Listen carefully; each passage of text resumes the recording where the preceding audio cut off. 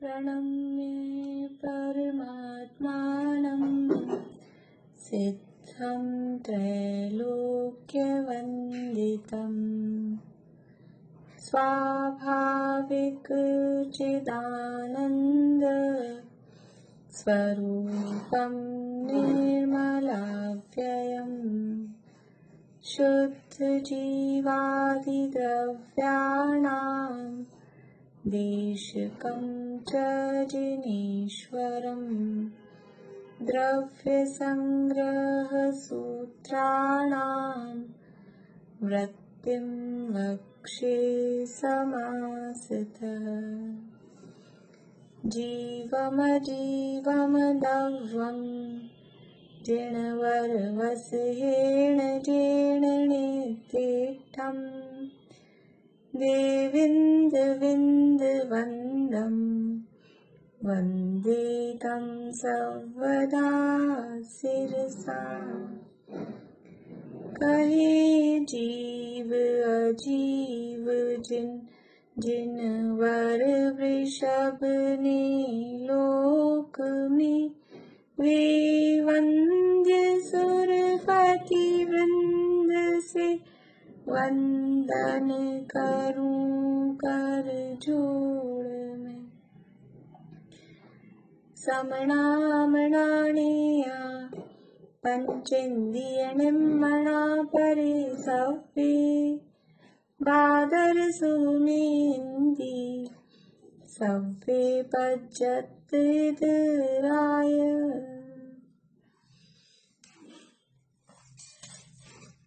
द्रव्य संग्रह में अपनी चर्चा चल रही है। गाथाएं आप लोग आगे याद कर रहे हैं या नहीं कर रहे हैं? आजकल सब देख देख के बोल लेते हैं, जिन्होंने की है उन्होंने की है, बस गाथाएं याद करनी है सबको आगे बराबर, ठीक है ना। जिनको अभी एक भी याद नहीं है वो ऐसा टारगेट बनाए कि इस वीक में 1 से 5 गाथाएं तो याद करेंगे इस वीक में। ऐसा करके गाथाएं जरूर याद करें, 1-1, 2-2 करके भी। प्रीति आप बोल रहे हो गाथा? बोलिए। 28 से 34।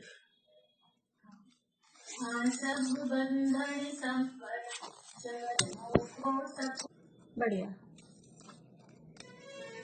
34वीं गाथा की चर्चा अपनी चल रही है। आत्मा का जो परिणाम कर्म के आश्रव को रोकने में कारण है उसे भाव संवर कहते हैं, और जो द्रव्य आश्रव का रुकना वह द्रव्य संवर है। ये चर्चा अपनी यहाँ चल रही है और संवर का प्रकरण यहाँ पर बताया है। और संवर का बताने के लिए जो शब्द आए कि आत्मा का परिणाम, तो सबसे पहले आत्मा की व्याख्या की, फिर संवर के विषय में नए विभाग का कथन किया, और फिर उनमें किस तरह से शुद्धोपयोग, अशुद्धोपयोग, अशुभोपयोग ये घटित होता है, वो सारी बात करने के बाद में अब क्षयोपशम का लक्षण कहते हैं। तो अपन पढ़ रहे थे अपने क्षयोपशम की परिभाषा, जो हमने नोट्स देखे हैं उसके आधार पर हम क्षयोपशम की परिभाषा देख रहे थे। परिभाषा कौन सुनाएंगे क्षयोपशम की? बोलिए सुधा जी।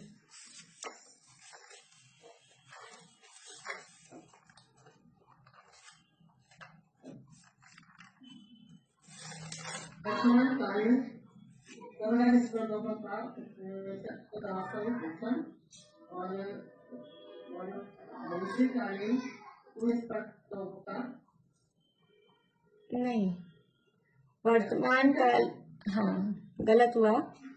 वर्तमान कालीन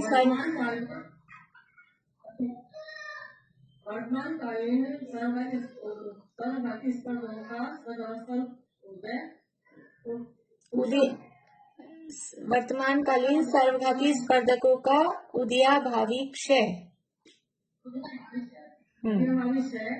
और भविष्यकालीन स्पर्धकों का उदयाभावी क्षय और वर्तमानकालीन देशव्यापी स्पर्धकों का उद्यम जो है उनका आत्मा में जो भाव आता है वो क्षयोपशम कहलाते हैं। नहीं, अभी सही नहीं हुआ, गड़बड़ हो गई है। दोनों जगह आपने एक ही बात बोली है। बोलिए, बुआ बोलिए। रुकिए मीता होगी, बुआ बोलिए, अनम्यूट करिए।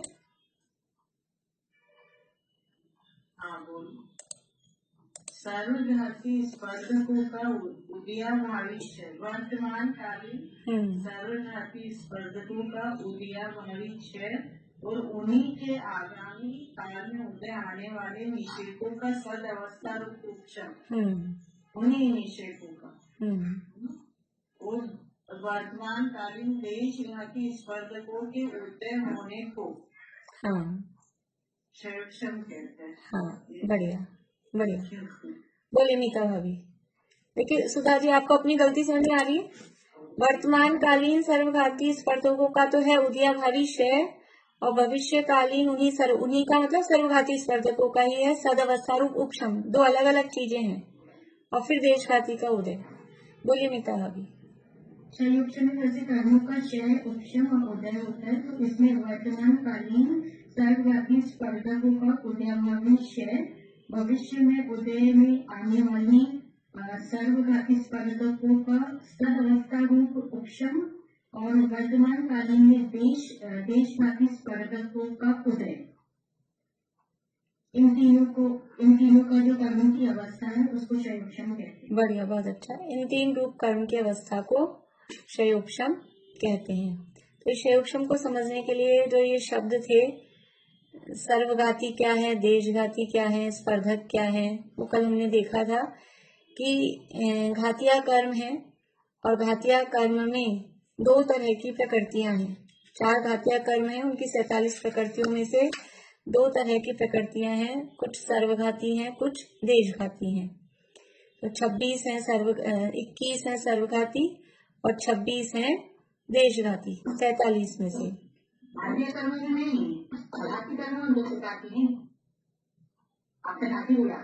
घाती में ही तो है। नहीं, वो तो अघाती है। अघातियों में तो भेद ही नहीं है सर्वघाती देशघाती। सर्वघाती देशघाती तो घातिया में ही है। नाम ही उनका घाती है ना। घाती के 2 भेद कर रहे हैं कि पूरा घात कर रहा है कि कम घात कर रहा है, आंशिक घात कर रहा है कि पूर्ण घात कर रहा है। ये घातिया के भेद है। अघातिया में सर्वघाती देशघाती है ही नहीं, क्योंकि उनका नाम ही अघातिया है, तो वो तो घाती नहीं कर रहे, अघाती में नहीं है। आया? हाँ। तो ये घातिया कर्मों में भेद है, सर्वघाती और देशघाती जो भेद है घातिया कर्मों में। तो घातिया कर्मों की प्रकृतियों में मूल कर्म तो घातिया ही है। मूल कर्मों में अगर हम देखें तो अंतराय कर्म है वो देशघाती है, पूरा का पूरा, उसकी सारी प्रकृतियां देशघाती हैं, तो ऐसा कह सकते हैं। बाकी ज्ञानावन, दर्शनावन और मोहनीय में दोनों प्रकार की प्रकृतियां हैं, सर्वघाती भी हैं और देशघाती भी हैं। तो 47 प्रकृतियों में से 21 तो सर्वघाती हैं और 26 देशघाती हैं। तो जो सर्वघाती प्रकृतियां हैं उनके सारे के सारे स्पर्धक, उनमें सारे के सारे स्पर्धक सर्वघाती ही होते हैं। सर्वघाती प्रकृतियों में सभी स्पर्धक सर्वघाती ही होते हैं। स्पर्धक का मतलब क्या है कि समान अनुभाग वाली वर्गणाओं का जो समूह है वो स्पर्धक कहलाता है। तो सर्वघाती प्रकृतियों में सारे के सारे स्पर्धक सर्वघाती हैं। लेकिन जो देशघाती प्रकृतियां हैं, देशघाती प्रकृतियों में 2 टाइप के स्पर्धक हैं। प्रकृति है देशघाती, लेकिन उसमें कुछ स्पर्धक सर्वघाती होते हैं, कुछ स्पर्धक देशघाती होते हैं। तो अब कौन से स्पर्धक सर्वघाती होते हैं और कौन से स्पर्धक देशघाती होते हैं? बोलिए रेखा भाभी, कौन से सर्वघाती होते हैं और कौन से देशघाती होते हैं?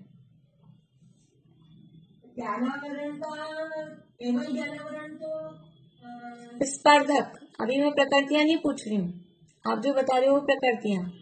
कौन से स्पर्धक सर्वघाती हैं, कौन से देशघाती होते हैं? बोलो प्रीति। दारू का जो बहुभाग और दारू को तो होते सर्वघाती, और दारू का छोटा भाग, कम भाग, और लता का पूरा भाग वो देशघाती। बढ़िया। जो ये स्पर्धक है, स्पर्धक का मतलब है अनुभाग शक्ति से युक्त जो समूह है, वर्गणाओं का समूह, तो शैल, अस्थि और दारू के बहुभाग रूप अनुभाग शक्ति से युक्त स्पर्धकों का समूह, वो तो कहलाएगा सर्वघाती स्पर्धक। यानी सर्वघाती स्पर्धकों में कैसी अनुभाग की शक्ति है? शैल रूप है, अस्थि रूप है और दारू के बहुभाग रूप, ऐसी अनुभाग फल देने की शक्ति वो सर्वघाती स्पर्धकों में है। और देशघाती स्पर्धक कौन से हैं? कि वो दारू का एक भाग जो बचा है, थोड़ा सा पोर्शन, और लता का पूरा भाग। तो लता रूप और दारू के एक भाग रूप जो अनुभाग की शक्ति है, ऐसे स्पर्धक वो कहलाते हैं देशघाती स्पर्धक। और शैल, अस्थि और दारू के बहुभाग रूप अनुभाग शक्ति वाले स्पर्धक सर्वघाती स्पर्धक कहलाते हैं। तो जो सर्वघाती प्रकृतियां हैं उनमें तो कैसी फल देने की शक्ति है? कि उनकी फल देने की शक्ति तो शैल, अस्थि और दारू के बहुभाग रूप ऐसी अनुभाग की शक्ति है। और जो देशघाती प्रकृतियां हैं उसमें चारों टाइप की हैं।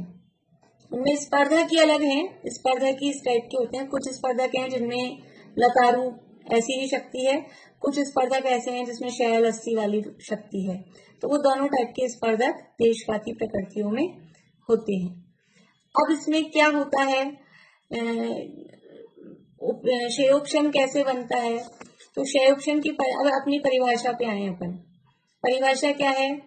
वर्तमान कालीन सर्वघाती स्पर्धकों का उदयाभावी क्षय। वर्तमान कालीन मतलब अभी प्रेजेंट में, इस समय, अभी जो टाइम चल रहा है 1:54 मान लो ये अपना टाइम है। तो इस समय जो उदय में आने वाले हैं वर्तमान कालीन, इस समय वाले जो सर्वघाती स्पर्धक हैं, सर्वघाती स्पर्धक मतलब शैल वाले, अस्थि वाले और दारू के बहुभाग रूप जो शक्ति वाले, अनुभाग शक्ति वाले स्पर्धक हैं वो। तो वर्तमान कालीन सर्वघाती स्पर्धकों का क्या हो रहा है? उदयाभावी क्षय। क्षयोपशम में 3 शब्द हैं, क्षय, उपशम और उदय। तो क्षय, यहाँ क्षय का क्या मतलब? यहाँ क्षय का मतलब, क्षयोपशम शब्द में क्षय का अर्थ सत्ता में से नाश होना नहीं है। एक तो क्षय अपन पढ़ते हैं, मोह का क्षय कर दिया, 12वें गुण स्थान में पहुंचे, क्षीण मोह, तो वो अर्थ यहाँ नहीं है। यहाँ क्षय का अर्थ क्या है? उदयाभावी क्षय। उदयाभावी मतलब उदय अभावी क्षय, संधि विच्छेद करेंगे उसका। उदय अभावी क्षय मतलब उदय के अभाव रूप क्षय। उदय के अभाव रूप मतलब उनका उदय नहीं होना, उसी को कह दिया कि क्षय। जैसे कि अभी हम अभी घर में बैठे हैं, मंदिर में नहीं है, तो क्या कहेंगे? नहीं है। या कहीं अपन बाहर चले जाएं, घर से बाहर गए हों और घर पे फोन आए लैंडलाइन पे, तो पूछें कि भाई शिमला भाभी है क्या? तो क्या कहेंगे? मान लो श्रुतिका ने फोन उठाया तो क्या कहेंगी? मम्मी तो नहीं है। नहीं है का मतलब कि वर्तमान में अभी घर में नहीं है, यही उसका अर्थ है। मम्मी सर्वथा ही नहीं है ऐसा अर्थ नहीं। तो ऐसे ही यहाँ उदयाभावी क्षय का अर्थ क्या है? कि वर्तमान में ये जो सर्वघाती स्पर्धक हैं वो उदय में नहीं आ रहे। तो फिर क्या हो रहा है कि वर्तमान में उदय में आने वाले हैं, वर्तमान कालीन बोल रहे हैं, और सर्वघाती रूप से उनको उदय में आना है, और फिर वो उदय में नहीं आ रहे। ऐसा कैसे होगा? जब उनका टाइम आ जाता है, जिस कर्म के उदय में आने का टाइम आ जाता है वो कर्म उदय में आता ही है। तो फिर इसका अर्थ क्या? तो देखिए यहाँ दिया है उदयाभावी क्षय का अर्थ। पेज नंबर आपके उसमें आया हो तो 19 नंबर का पेज है, नहीं तो आप लोग आगे पीछे करके देख लीजिए। क्षयोपशम की परिभाषा हेडिंग है इस पेज पे, है ना आप लोगों के नोट्स में ये पेज। देखिए उदयाभावी क्षय का अर्थ क्या है? कि वर्तमान कालीन वो सर्वघाती स्पर्धक हैं। सर्वघाती, कल जो अपन पढ़ रहे थे ना उससे एक पेज, नेक्स्ट पेज, वह एक पेज छोड़ के उससे अगला वाला पेज है। कल जो अपन ने चार्ट पढ़ा था ना सर्वघाती देशघाती का, अस्थि, शैल, दारू, इसके अगला वाला पेज है। वर्तमान कालीन सर्वघाती स्पर्धक, वर्तमान में उनको सर्वघाती रूप में उदय में आना था, ये वर्तमान कालीन सर्वघाती स्पर्धक हैं। लेकिन क्या हुआ कि उनको हमने सर्वघाती रूप से उदय में नहीं लाए। उदय, ये भाषा ऐसी चलेगी कि हम उदय में नहीं लाए, तो होता है सब ऑटोमेटिक ही। तो वो जो सर्वघाती रूप में उदय में आने वाले थे, लता, सॉरी, शैल रूप से, अस्थि रूप से, दारू रूप से वो जो उदय में आने वाले थे, जीव के परिणामों के निमित्त से उनकी वो जो शैल, अस्थि और दारू रूप जो शक्ति थी, वो शक्ति खत्म हो जाती है। और कितनी शक्ति बचती है कि दारू का एक भाग और लता वाली इतनी सी शक्ति उसमें बचती है। तो वो जो सर्वघाती स्पर्धक थे, उनकी जो सर्वघाती रूप शक्ति थी, उस शक्ति का हमने नाश कर दिया, वो शक्ति खत्म हो गई, इसी का नाम कह दिया क्षय। वो स्पर्धक खत्म हो गए हैं, कर्म पूरे का पूरा गायब हो गया है, ऐसा नहीं है, लेकिन उस कर्म में जितनी पावर थी, उसकी पावर को हमने सर्वघाती से देशघाती में कन्वर्ट कर दिया। तो वो जो पावर को सर्वघाती से देशघाती में कन्वर्ट किया, उसी को यहाँ कहा कि वो क्षय हो गया, क्योंकि सर्वघाती पना नहीं रहा, इसलिए उसको कहा क्षय। लेकिन वो सर्वथा क्षय नहीं है, इसलिए उसके पहले शब्द लगाया उदयाभावी, उदय के अभाव रूप। सर्वघाती रूप में उदय में नहीं आ रहा है, देशघाती रूप में उदय में आ रहा है, इसलिए उसको कहते हैं उदयाभावी क्षय, उदय के अभाव रूप क्षय। जैसे कि शक्ति के लिए बताने के लिए अपन उदाहरण लेते हैं, बहुत बार चाशनी होती है अपनी, एक तो बहुत गाढ़ी चाशनी होती है, शरबत बनाते हैं तो शरबत इतना सा डालते हैं गिलास में, और फिर उससे पूरा एक गिलास बाकी का पानी डालते हैं, वो मीठा हो जाता है। तो अभी क्या किया कि अभी वो इतना गाढ़ी जो चाशनी थी शरबत की, उसमें पानी मिला दिया और बहुत सारा, तो अब उसकी शक्ति कैसे हो गई है, बिल्कुल वो जो इतने से चाशनी में इतना एक गिलास को मीठा करने की जो पावर थी, वो खत्म हो गई। जब पानी ज्यादा होता है तो इतना सारा डालो और फिर थोड़ा सा पानी डालो, जैसे रसगुल्ले की चाशनी और ये शरबत वाली चाशनी, दोनों में फर्क है। तो ऐसे उसकी पावर को कम कर दिया, वो जो इतनी गाढ़ी चाशनी थी सर्वघाती स्पर्धक रूप, उसकी पावर को कम करके देशघाती में कन्वर्ट कर देना, उसी का नाम है उदयाभावी क्षय। सर्वथा क्षय उसका अर्थ नहीं है। देखिए यहाँ से पढ़ के बताती हूँ आपको। वर्तमान में सर्वघाती स्पर्धकों के उदय का अभाव यानी उदय नहीं होना ही क्षय, उदय का अभाव ही क्षय, उदयाभावी क्षय कहलाता है। यहाँ क्षय का अर्थ सत्ता में से नाश, सर्वथा नाश नहीं है। सत्ता में तो वे स्पर्धक हैं, लेकिन सर्वघाती रूप से उदय में नहीं आते। वे सत्ता में वो रखे हैं स्पर्धक, लेकिन वो सर्वघाती रूप से उदय में नहीं आते।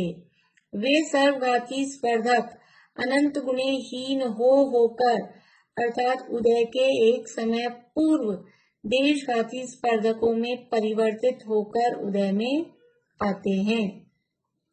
जैसे क्या करते हैं अपन, कभी कभी सब्जी में नमक तेज हो जाए, तो नमक तेज हो जाए तो अब क्या करें, वो नमक तो उतना ही रहता है, उसमें नमक उतना ही है, लेकिन हमने क्या किया कि जिस भी टाइप की जो भी सब्जी हो, तो अब वो तेज नमक खाया नहीं जा रहा, तो उसके साथ में बीच बीच में खीरा मिला लिया, ककड़ी मिला ली कुछ, तो वो नमक तो उतना ही है, लेकिन उसकी वो जो शक्ति है, वो जितना खारापन लग रहा था, वो खारेपन को कम कर दिया।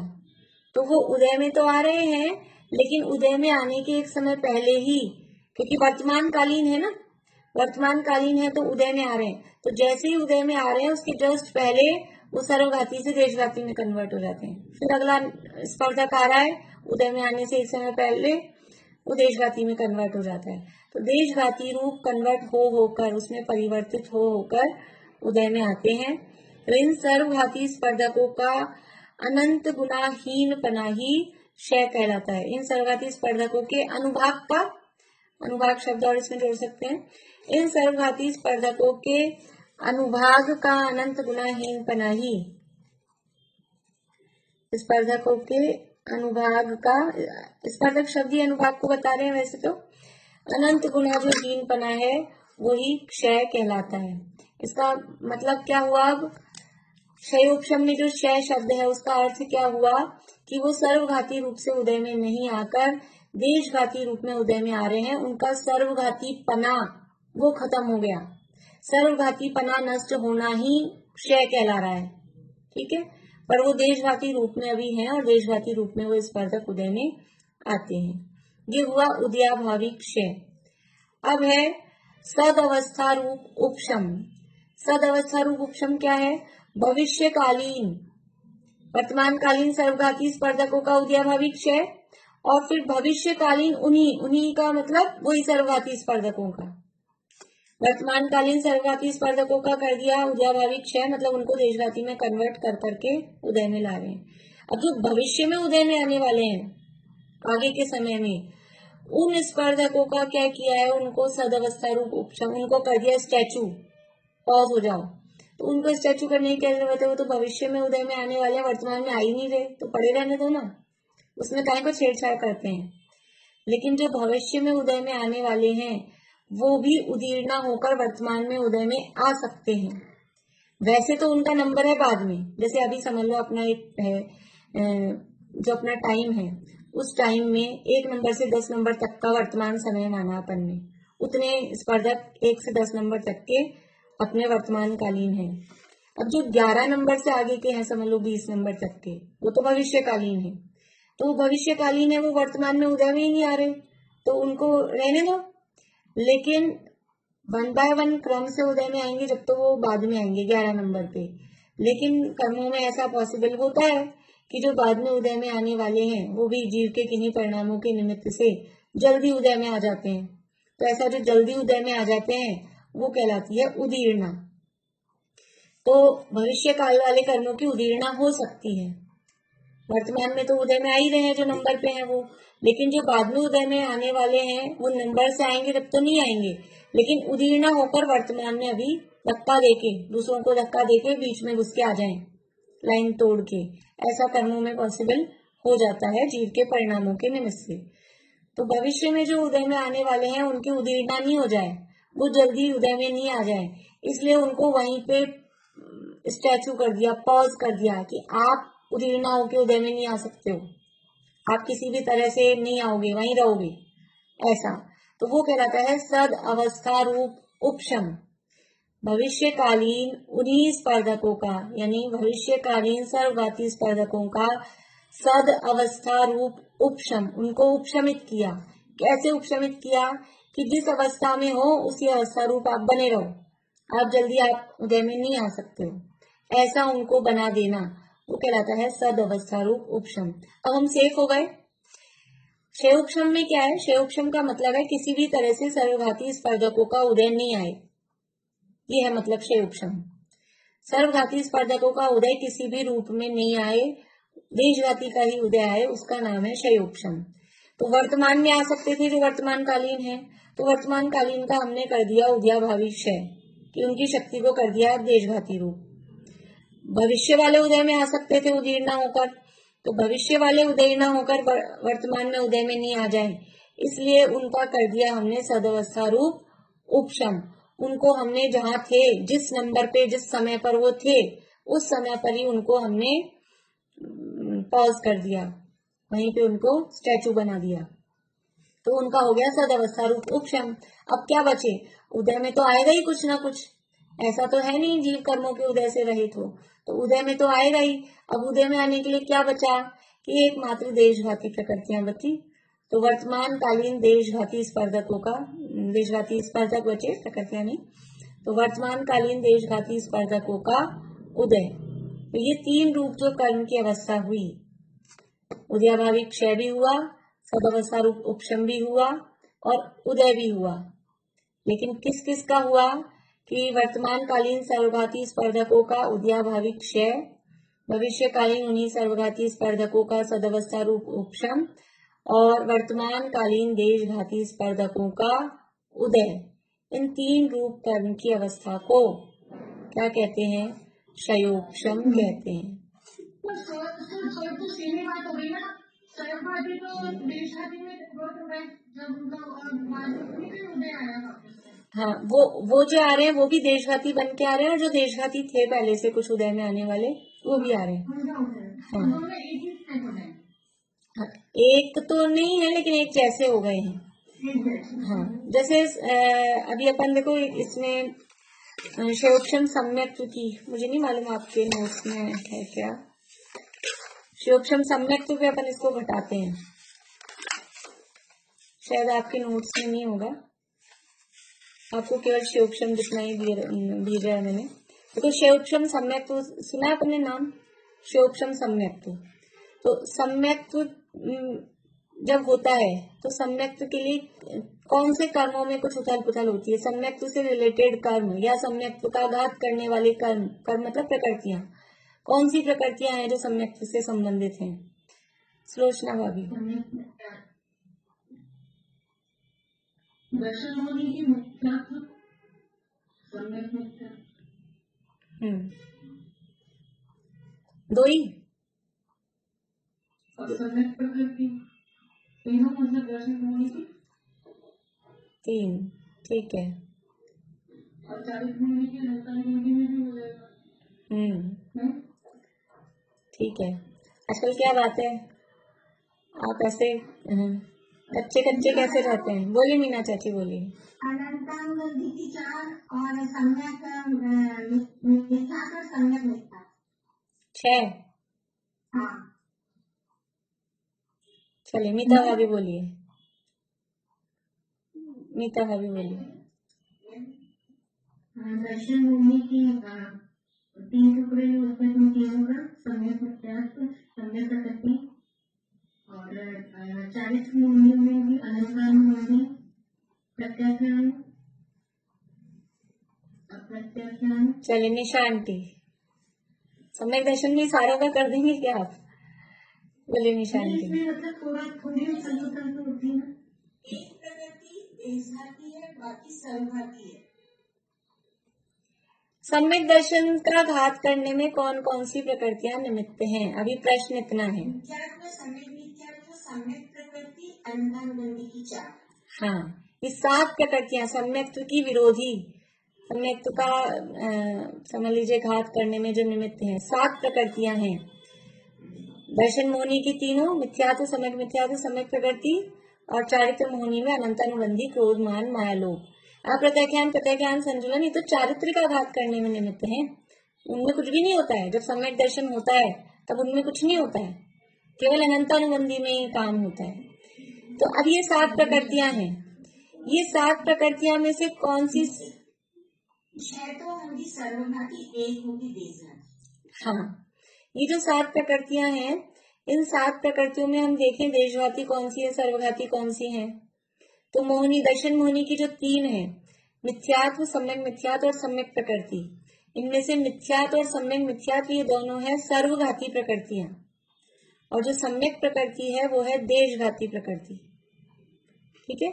और चारित्र मोहनी की जो अनंतानुबंधी है, अनंतानुबंधी भी सर्वघाती प्रकृति है। ठीक है। तो ये 7 प्रकृतियों में से 6 तो हो गई हैं सर्वघाती, और 1 है सम्यक प्रकृति, वो है देशघाती। अब क्षयोक्षमिक सम्यक्त्व परिभाषा क्या है क्षयोक्षम की? वर्तमान कालीन सर्वघाती स्पर्धकों का उदयाभावी क्षय। तो वर्तमान कालीन सर्वघाती कौन से होंगे? कि मिथ्यात्व, सम्यक मिथ्यात्व और अनंतानुबंधी की 4, इनके जो सर्वघाती स्पर्धक हैं वर्तमान में उदय में आने वाले, उनका क्या किया? उदयाभावी क्षय। उदयाभावी क्षय का मतलब क्या है? कि इनकी जो शक्ति थी, शैल रूप, अस्थि रूप, दारू रूप, उस शक्ति को खत्म करके वो दारू का एक भाग और लता रूप उनकी शक्ति हो गई। अब वो, इसको हम कहते हैं कर्णन योग की भाषा में कि वो सब सम्यक प्रकृति रूप कन्वर्ट होती हैं।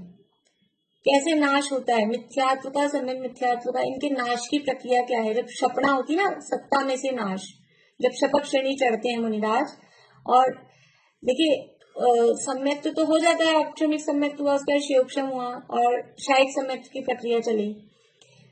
शायिक सम्यक्त्व की प्रक्रिया में क्या होता है? दर्शन मोहनीय का नाश होता है। तो कैसे होता है दर्शन मोहनीय का नाश? कि जो मिथ्यात्व के जितना समान था, मिथ्यात्व का जो द्रव्य था, जितने उसके परमाणु है, वो कन्वर्ट होते हैं सम्यक मिथ्यात्व रूप। मिथ्यात्व प्रकृति मिश्र प्रकृति रूप कन्वर्ट होती है। और मिश्र प्रकृति वो कैसे नष्ट होती है? ऐसे नहीं कि मिश्र खत्म हो गई, वो मिश्र प्रकृति का जो द्रव्य है वो सम्यक प्रकृति रूप कन्वर्ट होता है। तो ऐसे ये कन्वर्ट होके नष्ट होती हैं। तो वो कन्वर्ट होती हैं तो कैसे होंगी? सम्यक प्रकृति तो है देशघाती। समझ में आ रहा है आप लोगों को? थोड़ा सा उपयोग को सूक्ष्म करके बारीक बात है, लेकिन अब समझ सकते हैं अब आप लोग। तो सम्यक प्रकृति तो है देशघाती, है ना। अब मिथ्यात्व है वो सम्यक मिथ्यात्व रूप हुआ, तो ये भी सर्वघाती थी, ये भी सर्वघाती थी, ठीक है कोई बात नहीं। लेकिन सम्यक मिथ्यात्व सम्यक प्रकृति रूप होएगा तो ये सर्वघाती है और ये देशघाती है, तो ये किस रूप में होगी कि उसका सर्वघातीपना खत्म होगा और उसमें कौन से स्पर्धक बच जाएंगे, केवल वो दारू रूप, दारू का एक भाग और लता रूप, ऐसे स्पर्धक वो बच जाते हैं। उसका जो तीव्र अनुभाग वाले जो स्पर्धक है, उसकी जो ऐसी तीव्र शक्ति थी वो शक्ति खत्म हो जाती है, तो ऐसे वो कन्वर्ट होते हैं। तो वर्तमान कालीन सर्वघाती स्पर्धकों का उदयाभावी क्षय, तो वर्तमान में जो मिथ्यात्व और सम्यक मिथ्यात्व उदय में आने वाली थी उनका सर्वघातीपना खत्म करके उनको कन्वर्ट किया सम्यक प्रकृति में, ठीक है, वो देशघाती रूप हुई। और भविष्य काल में कोई मिथ्यात्व का उदय आने वाला है या सम्यक मिथ्यात्व का उदय आने वाला है, तो उसको किया सदवस्था रूप उपशम, उसको उदीर्णा के अयोग्य बनाया। सदवस्था रूप उपशम को क्या कह सकते हैं हम, उदीर्णा के अयोग्य करना, उदीर्णा नहीं हो जाए उनकी, तो उदीर्णा के अयोग्य किया, वो हुआ सदवस्था रूप उपशम। अब क्या हुआ कि वर्तमान कालीन देशघाती प्रकृति का उदय, वर्तमान कालीन देशघाती प्रकृति कौन सी है, सम्यक प्रकृति, उस सम्यक प्रकृति का उदय आया। तो शयोक्षम सम्यक्त्व में सम्यक प्रकृति का उदय रहता है, तभी शयोक्षम सम्यक्त्व बनता है। औपशमिक सम्यक्त्व में तो पांचों का या सातों का उपशम है, दबे हुए हैं, और शायिक सम्यक्त्व में सातों का क्षय है, नष्ट है। लेकिन शयोक्षम सम्यक्त्व में क्या है कि शयोक्षम में एक का उदय है। कौन सी एक का उदय है, ये सम्यक प्रकृति का उदय है, बाकी सबका क्या है, उदयाभावी क्षय है और सदवस्था रूप उपशम है। तो ऐसी अवस्था बन जाती है शयोक्षम सम्यक्त्व की। ऐसे ही जो भी जितने भी शयोक्षम है ना, ये तो सम्यक्त्व की बात है। जो मोक्ष मार्ग है उसमें तो अपन कहते हैं जीव के परिणामों से जीव ने पुरुषार्थ किया तो ऐसा हुआ, उदयाभावी क्षय हुआ, सदवस्था रूप उपशम हुआ। लेकिन ज्ञान दर्शन वीर्य का शयोक्षम तो अनादिकाल से सब जीवों को है ही है।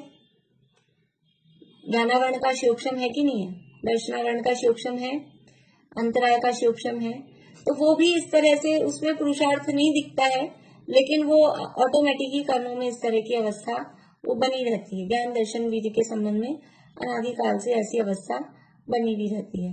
और जो मोक्ष मार्ग में है, सम्यक्त्व है, चारित्र है, शैक्षणिक सम्यक्त्व, शैक्षणिक चारित्र, संयम संयम, इनमें वो जीव के पुरुषार्थ की अपेक्षा से बात की जाती है।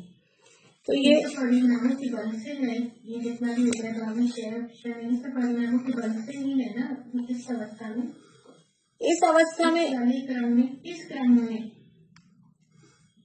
इस क्रम में मतलब ये जो परिभाषा है इसमें, हाँ, परिभाषा तो ये है, परिभाषा में परिणामों का कुछ नहीं है, लेकिन जब मोक्ष मार्ग की चर्चा करते हैं तब परिणामों की मुख्यता बताते हैं। होता तो वो भी ऑटोमेटिक की, शयोक्षम की बोल रहे हैं उसमें ही है ना, जैसे सर्वघाती इसमें स्पर्धकों का वर्तमान में जैसे उदयाभावी है, तो ये भी परिणामों के बल से हो रहा है या कैसे? वही मैं कह रही हूँ कि परिणामों के बल से ही। देखो जीव के तो भाव है शयोक्षमिक, जीव के भाव है शयोक्षमिक और कर्मों में होता है शयोक्षम। तो जीव के भाव इस तरह के होते हैं तो वो तो जीव के भाव हैं ही, उसी समय कर्म में ऐसा होता है। तो मोक्ष मार्ग में जीव के परिणामों को हाईलाइट करके कहते हैं जीव के परिणामों के निमित्त से कर्मों में शयोक्षम हुआ। मोक्ष मार्ग का जब प्रकरण होता है, जब शैक्षणिक सम्यक तो शैक्षणिक चारित्र संयम संयम की बात होती है, तब वहां जीव के परिणामों को मुख्य करते हैं। और जो अनादिकालीन ज्ञान दर्शन वीर्य का जो चल रहा है शयोक्षम, उसमें वहां जीव के परिणाम ऐसे कुछ मुख्य दिखाई नहीं देते ना अपने को।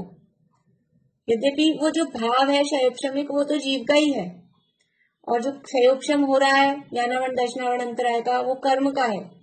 और जो ज्ञान का उघाड़ हुआ, दर्शन की जो शक्ति प्रकट हुई, ये दान लाभ भोग भोग वीर्य की जो शक्ति प्रकट हुई, वो सब जीव की है।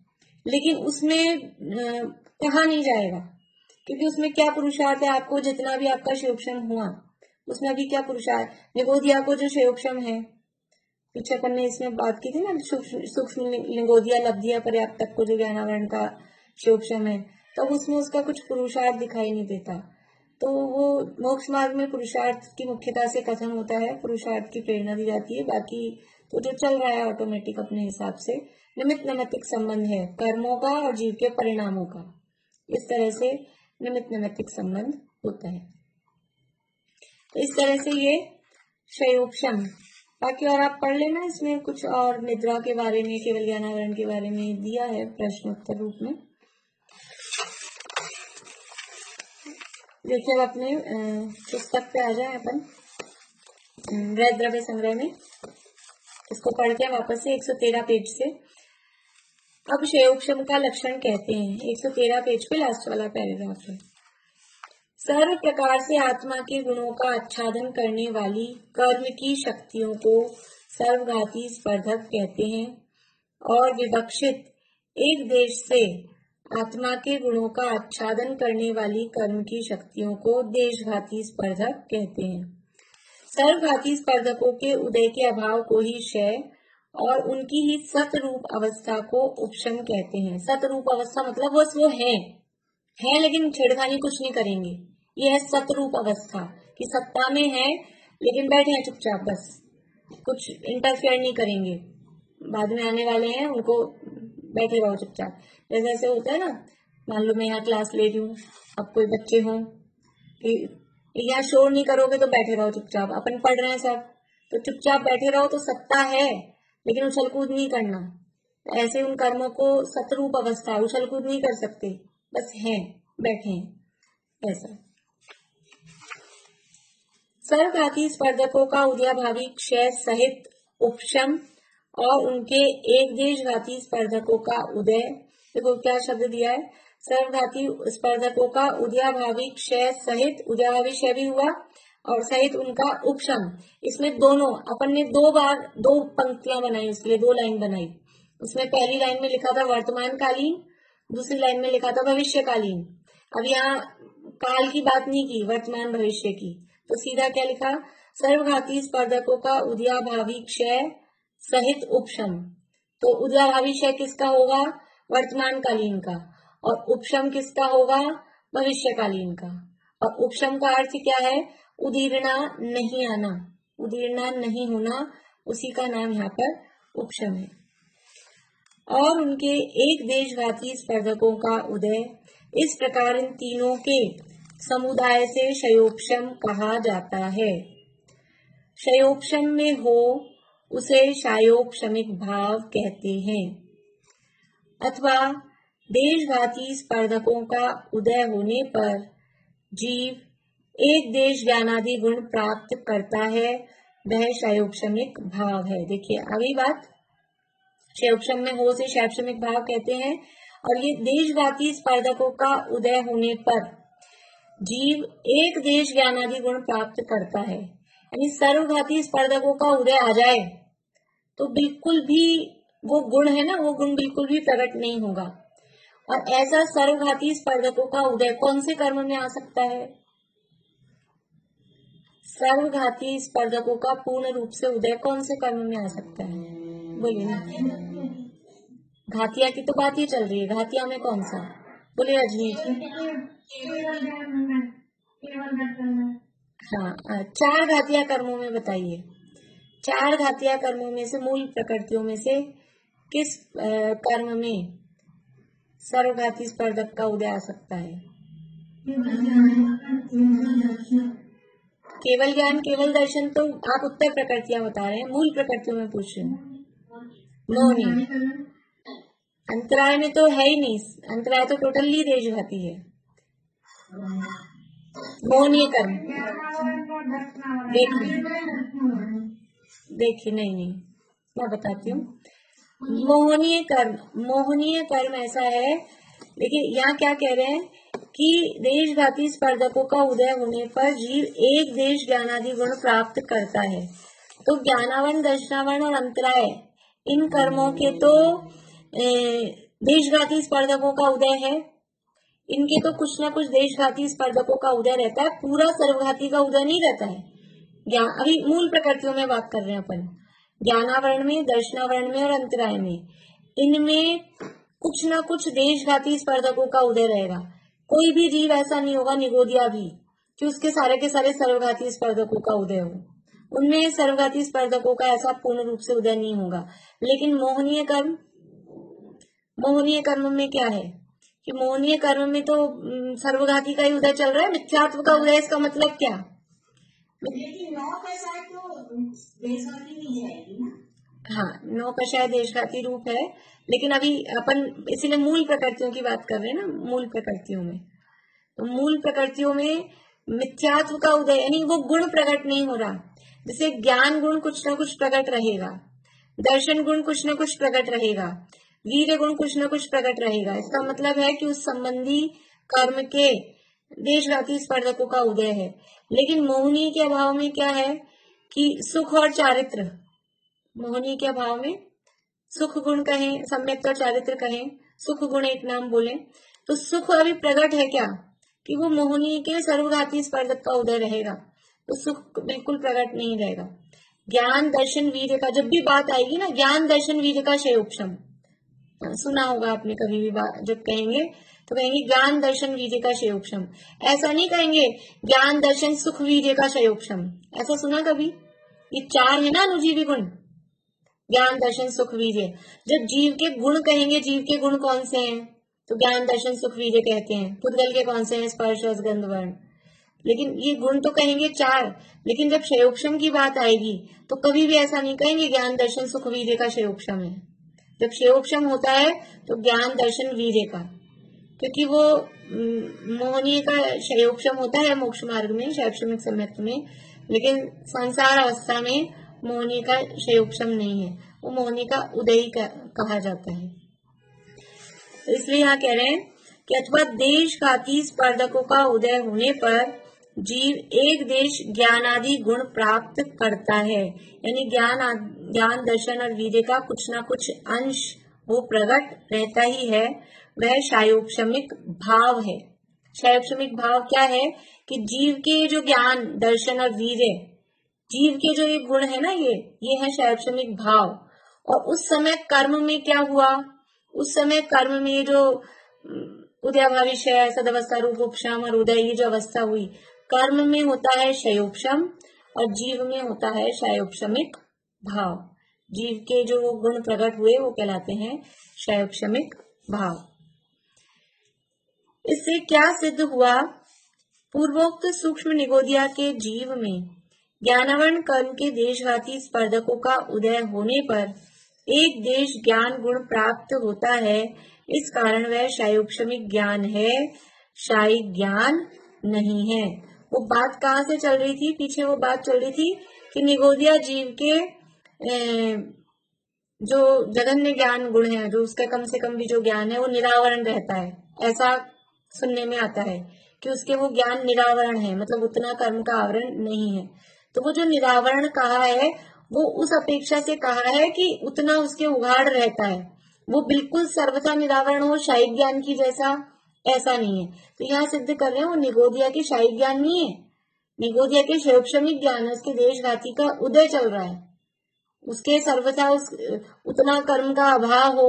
उदाहरण दिया था कि निबिड़ वो आंख थोड़ी सी खोली तो हमको अंश रूप, केवल ज्ञान के अंश रूप ज्ञान हो जाए, ऐसा नहीं है। निबिड़ नेत्र पटल की बात, जैसे आवरण आता है तो वो आवरण में क्लियर नहीं दिखाई देता है, कुछ कुछ दिखाई देता है, वैसा वो निगोदिया का ज्ञान है, आवरण सहित ज्ञान है, एक देश प्रकट है, क्षयोपशमिक ज्ञान है, क्षयिक ज्ञान नहीं है। वो बात यहाँ पर कह रहे हैं कि पूर्वोक्त सूक्ष्म निगोदिया के जीव में ज्ञानावरण कर्म के देशघाती स्पर्धकों का उदय होने पर एक देश ज्ञान गुण प्राप्त होता है। इस कारण वह क्षयोपशमिक ज्ञान है, क्षयिक ज्ञान नहीं। किस कारण? क्योंकि वहां कर्म के एक देश उदय का सद्भाव है। निगोदिया के भी कर्म के एक देश का उदय का सद्भाव है, जो देशघाती प्रकृति है उसके इतना सा देशघाती का उदय है, बाकी तो सारा सर्वघाती का ही उदय है। जितना अक्षर के अनंत में भाग ज्ञान जो उसको प्रकट है उतना सा देशघाती का उदय है, बाकी सब सर्वघाती का उदय उसके चल रहा है, इसलिए उसके क्षयिक ज्ञान नहीं है। ये बात यहाँ कही। अब इसका सारांश बचा है वो अपन कल लेंगे, और आगे अब 35वीं गाथा शुरू होगी, और इसमें वही जो अपने तत्वार सूत्र में सूत्र था 9वें अध्याय में, सबुक्ति समिति धर्मानुप्रेक्षा परिचय चारित्र संवर के कारण। तो यहाँ अब संवर के भेद कहो या कारण कहो, उसका प्रकरण बहुत डिटेल में टीका इसकी दी गई है। जो लोग अभी तक एब्सेंट रह रहे हैं आप लोग बता दें, एक दूसरे को मिलते हो तो। जिन लोगों का छूट गया है ना, बहुत दिनों से इसलिए ज्वाइन नहीं कर रहे कि हमारा बहुत सारा छूट गया, तो अब यहाँ से फिर से ज्वाइन कर लें। जो छूट गया वो कोई बात नहीं, कवर करें बाद में जैसे भी। यहाँ से फिर से अब वो प्रकरण पुराने वाले से ही प्रकरण चालू होंगे तो समझने में कुछ दिक्कत नहीं होगी, इसलिए वापस से ज्वाइन कर सकते हैं। छोड़ना नहीं चाहिए, छूट गया तो छूट गया, कोई बात नहीं। कभी मैंने पूछ भी लिया थोड़ा सा तो कोई बात नहीं, मान लो ध्यान नहीं रहे तो इतना सा हमको रहना चाहिए, छोड़ना नहीं चाहिए पूरा कि बहुत दिनों से नहीं सुना तो छोड़ ही दें, वापस से ज्वाइन कर लेना चाहिए। अब मैं आपको होमवर्क दे रही थी गुणस्थान का। आप लोगों को क्या करना है कि 2-4 दिन तक बस पढ़ना है उसको, रोज टेंशन नहीं लेनी है। जो इसको जो विषय मिलेगा वो उसको 3-4-5 बार पढ़ेंगे तो ऐसे तो पढ़ा हुआ है ही तो वो याद हो जाएगा, बाकी बचा कुचा देख के बोल देना। लेकिन कोई एक बोलेगा तो बाकी सब 20-25 जने तो सुनेंगे, तो वो रिवीजन हो जाएगा उस बहाने अपना, ऐसा। तो पहला गुणस्थान नंबर से दे देती हूँ मैं आप लोगों को। रेखा भाभी, देखिए परिभाषा तो है ही, उसमें काल, जैसे जो पॉइंट्स से अपन ने लिखा है ना, उसमें सम्यक्त्व कौन सा है, काल कौन सा है, चारित्र कौन सा है, गमनागमन, इसके आधार पर ही और कुछ विशेषताओं में कुछ मेन जो भी 2-3-4 पॉइंट्स हो तो विशेषता के आधार पर बताना है। पूरा का पूरा सारा का सारा रटना है ऐसा नहीं है, लेकिन खास बात उसमें आ जाए। ठीक है, परिभाषा वैसे के वैसे याद कर सके तो ठीक है, नहीं अपने भाषा में बोल दें। मेन है उसका काल, गमनागमन और जो कुछ विशेष बात, कोई इम्पोर्टेंट बात उसके संबंध में हो वो। फिर है दूसरा गुणस्थान निशांति। आप लोग खुद याद रखिएगा किसको कौन सा मिल रहा है। तीसरा गुणस्थान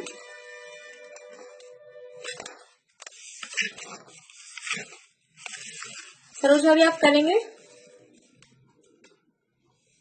ठीक है, तीसरा गुणस्थान सरोज भाभी। चौथा गुणस्थान पूर्णिमा आंटी आप लेंगे? चौथा गुणस्थान टेंशन नहीं रखना है, आराम से इजी गोइंग में करना है, नहीं तो बता देना आपकी भी नहीं हो पाएगा, कोई बात नहीं।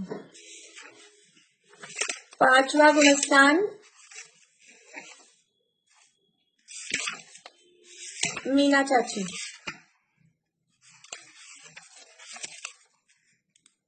छठा गुणस्थान सुलोचना भाभी। सातवां गुणस्थान रेखा जी आप लेंगे?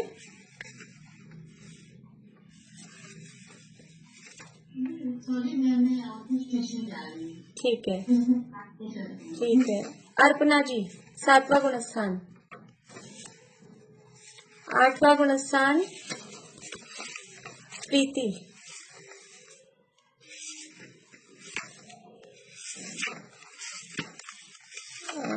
कर लोगी प्रीति या अभी बिजी रहोगी? कर लोगी?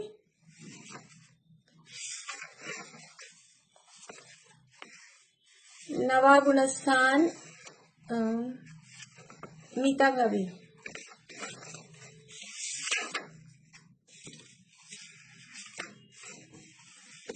10वां गुणस्थान शिमला भाभी। करेंगे?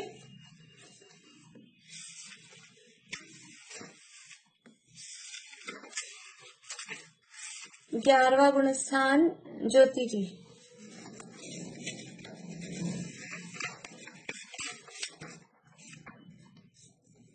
12वां गुणस्थान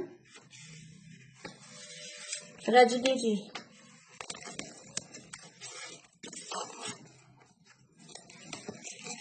क्या सुधा जी आप करेंगे?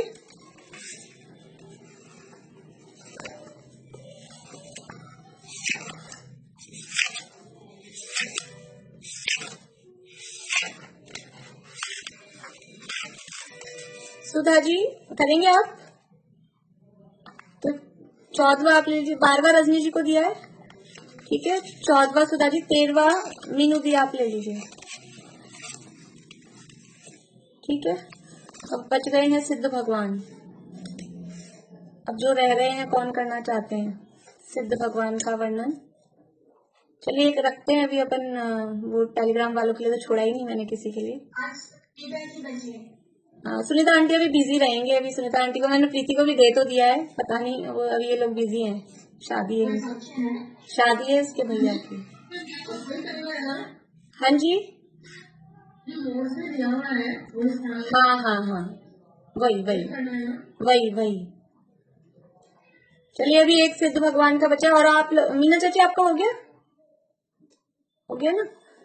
हाँ तो वो शशि भाभी को दे देंगे, उनका ध्यान नहीं रहा, उनके लिए भी रख सकते थे। ठीक है, जय जिनेंद्र।